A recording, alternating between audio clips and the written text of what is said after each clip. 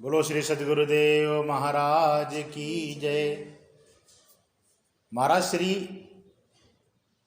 ओम ऐं ह्रीं क्लीं चामुंडाय विच्चे।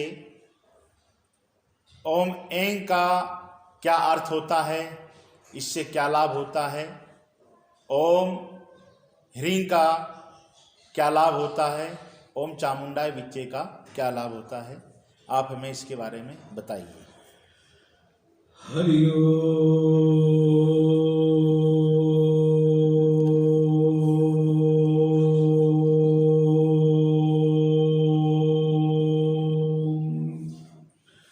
गुरु ब्रह्मा गुरु विष्णु गुरुदेव महेश्वरा गुरु साक्षात् परब्रह्मा तस्मै श्री गुरुवे नमः। सरस्वती महामायी दिव्य ज्ञान स्वरूपिणी नौ दुर्गे जगत माता प्रणमामि मुहुर्मुहुर्। नौ दुर्गे जगत माता प्रणमामि मुहुर्मुहुर्। ये शक्तियाँ होती हैं को जीवन में जो ये काम कर रही हैं, महाकाली, महालक्ष्मी, महासरस्वती, ये तीन ही शक्ति जो है सृष्टि की उत्पत्ति के लिए, सृष्टि का पालन के लिए, सृष्टि का संहार के लिए तीन ही शक्ति होती हैं। शरीर जैसे सत्वगुण होता है, रजोगुण होता है, तमोगुण होता है। सत्वगुण क्या करता है, वो भी संतुलित होता है, रजोगुण भी, तमोगुण, ये शरीर की तभी चलता है। इसी प्रकार से तीनों शक्ति जब बराबर चलती हैं तब जीवन चलता है। तो आई का मतलब हुआ करता है कि माँ ये सिद्ध महामंत्र है। इसको जो है एक महत्वपूर्ण बताया गया है कि ब्राह्मण का लड़का जो था वो बहुत अज्ञानी और मूर्ख था, जिसके बुद्धि नाम की कोई चीज नहीं थी। फिर जो है उसने माता पिता उसको अपने घर से निकाल दिया। आखिर ऐसे अज्ञानी पुरुष लड़के को रख करके कोई उसको चाहता ही नहीं था। एक दिन वो जाकर के नदी किनारे जो अपनी झोपड़ी बना करके रहने लगा। रह करके कोई एक ही उसमें गुण था कि सत्य बोलता था। सत्य बोलने से बस उसको नाम पड़ गया सत्यदेव। सत्यदेव नाम पड़ गया। एक दिन एक बधिक आया, जो बधिक उसको शुकर को बाण मारा। उसके मुख से एक अनजान में, अज्ञान में आई शब्द निकल गया। वो जब आया देखा कि शुकर जो है बाण से विधा हुआ है, तो ऐ शब्द कह दिया। तो ऐ शब्द कहने से उसके अंदर से 4 वेद, 6 शास्त्र, 18 पुराण, सब की सब विद्या उसके अंदर प्रकट हो गई। अब प्रकट होकर के जो उसका बंधन था, आवरण था, रुकावट थी, तो ऐ शब्द से ही सब दूर हो गया।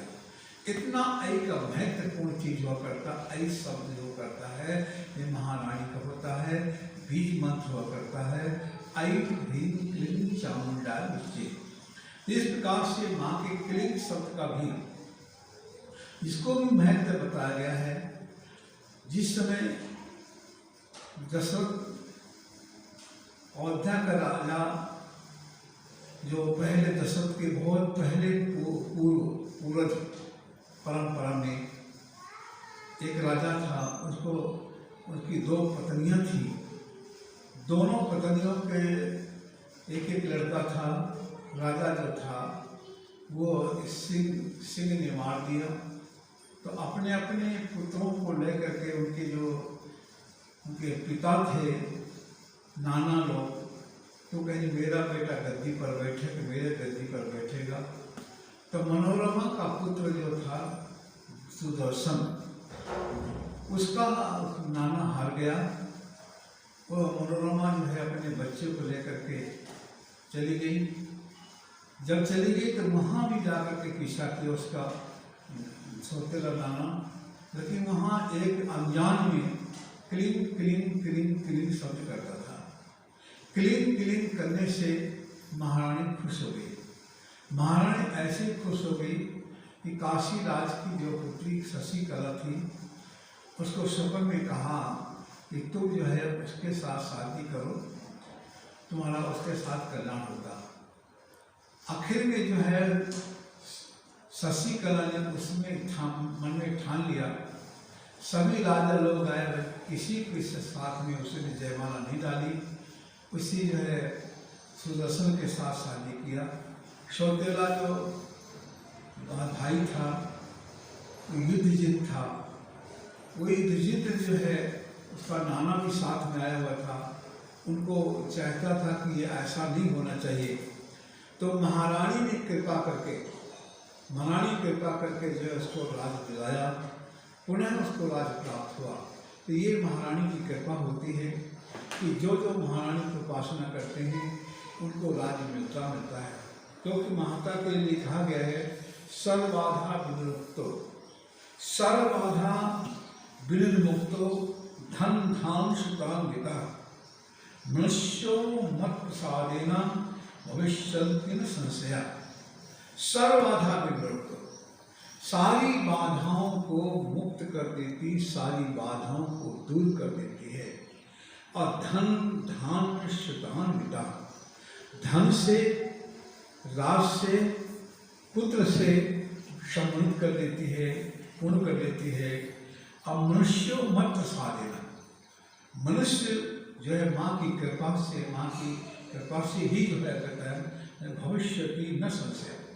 मनुष्य जो होता है भगवान की माता की कृपा से ही सब कुछ प्राप्त कर सकता है। जहाँ तक कि अयोध्या के राजा राम जब सीता जी हरण हो गया था, रावण ले गया था, उस समय नारद जी आए, देखा राम उदासीन बैठे हैं। उदासीन बैठे हुए बताया कि क्यों बैठे, कि रावण बड़ा समर्थ वाला है, शक्तिशाली है, सीता जी का हरण कर ले गया है, उसके सामने हमारा अकेली सेना क्या कर सकते हैं। तो उस समय नारद ने कहा कि महाराज आप तो विष्णु हैं, परमात्मा हैं, आप लीलाधारी हैं, आप मनुष्य के चोलन घूम रहे हैं, आप केवल मेरे मुख से सुनना चाहते हैं।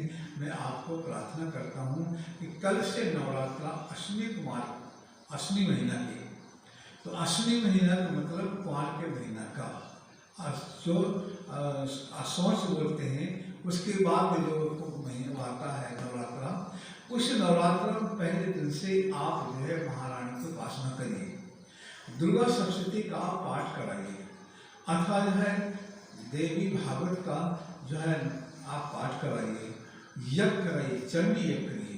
आप कृपा करके जो है उनकी कृपा से अवश्य ही विजय तुमको प्राप्त होगी। राम जी ने जो है पहला नवरात्रा में भी उन्होंने नवरात्रा किया, व्रत करके जो है दुर्गा सप्तशती का पाठ करा करके, अथवा जो है देवी भागवत का किया, चंडी यज्ञ किया। ऐसे प्रकार से नवरात्रा 9 दिन लगातार किया। 9वें दिन में जो है महारानी का भोग डाला गया। भोग डालने के बाद जो है महारानी से आशीर्वाद मांगा कि माँ कृपा करो, हम इस दैत्य से जीतने का क्या उपाय है, आप ही कृपा करके आप दैत्य को मरवाइए। तो महारानी ने ऐसी कृपा किया कि राम जी जो है रावण को, जो अजय महाअजय संसार युद्ध जीत सके सो वीर, ये महाअजय था, इसका कोई जीत नहीं सकता था और कोई ये ऐसा। तो इस प्रकार से राम जी जो है माता की कृपा से जो है 9वें दिन जो है 9 व्रत करने के पश्चात, अथवा 9 दिन जो है लगातार 9 प्राण किया, यज्ञ किया, और 9 दुर्गा सप्तशती पाठ किया, और 9 यज्ञ करने के पश्चात जो है उनको विजय प्राप्त। 10वें दिन जो है दशरथ मारा गया, 10वें दिन मारा गया। इस प्रकार से जो है महारानी की महिमा को जितना वर्णन किया जाए, जितना बताया जाए कि कृष्ण भगवान की भी जीवन में ऐसी घटना घटी थी। जब उनको मणि की चोरी लगी थी, समंत मणि की चोरी की, उस समय जो है कृष्ण भगवान ने कहा कि चलो हम 10 आदमी लेकर के समंत मणि खोजने के लिए चले। समंत मणि खोजने के लिए जब जाते हैं तो देखा क्या कि जब सत्यजित का भाई प्रसेन घोड़े के सहित सत्यजित का भाई जो है सिंह मार दिया था, समंत मणि को जो छीन लिया था। छीन लिया जब आगे जब चले तो देखा सिंह मरा पड़ा हुआ है, और जब आगे गए तो गुफा थी। कृष्ण भगवान ने कहा कि इसके आगे कोई शनाख्त नहीं है, इस गुफा के अंदर ही मणि हो सकती है। कृष्ण भगवान ने सब अपने प्रवासी द्वारका वासियों से कहा कि तुम जो है यही बाहर ठहरो, मैं गुफा के अंदर जा रहा हूँ, देखता हूँ कि मणि इसी के अंदर रखी होगी। जब भगवान कृष्ण वहाँ अंदर जाते हैं तो जामन की बेटी जो थी मणि को लेकर के खेल रही थी। मणि को लेकर खेलते भगवान कृष्ण ने सोचा कि मणि को छीन करके ले आऊं। मणि छीनने चाहे, वो बेटी जो थी एकदम आवाज किया, जामन आए, उठ करके युद्ध करने लगी।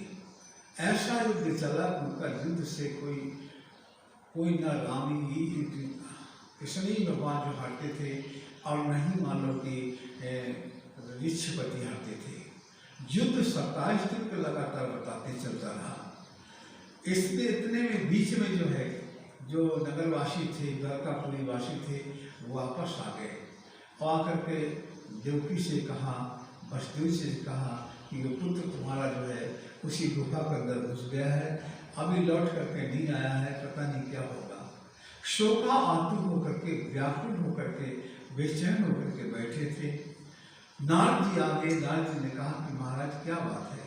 उन्होंने कहा मेरे पुत्र जो है गुफा के अंदर चला गया, समंत मणि को पता लगाने के लिए गए थे, और वो मणि तो मिली नहीं, और मणि को पता नहीं चला, मेरा बेटा भी चला गया, क्योंकि वो उस गुफा के अंदर जो है 27 दिन से निकला नहीं, और सब ये नगरवासी वहाँ से वापस आ गए। तो उसी समय जो है नारद ने कहा कि आप कहीं विलम्ब न कीजिए, आप उपचार कीजिए। उपचार का मतलब कि आप नवरात्र आ गए हैं, चैत्र के नवरात्र, आप चैत्र के नवरात्र में आकर के पहले नवरात्र जो देवी भागवत का रखिए, भागवत का सप्ताह के 9 प्राण 9 दिन का रखिए लगातार, और दुर्गा सरस्वती का पाठ कराइए, चंडी यज्ञ करिए। इन यज्ञों से की कृपा से, महारानी की कृपा से 9 देवी खुश हो जाएगी, महारानी खुश हो जाएगी, तुम्हारा पुत्र जीवित लौट आएगा। वसुदेव जी कहने लगे कि मुझको याद आ गई कि जिस समय कंस मेरे पुत्रों को मार रहा था, मेरे पुत्र कोई नहीं बच रहे थे, तो मैंने गर्गाचार्य से कहा था कोई ऐसा अनुष्ठान करी जिससे मेरा शक्तिशाली पुत्र पैदा हो जो कंस को मारे।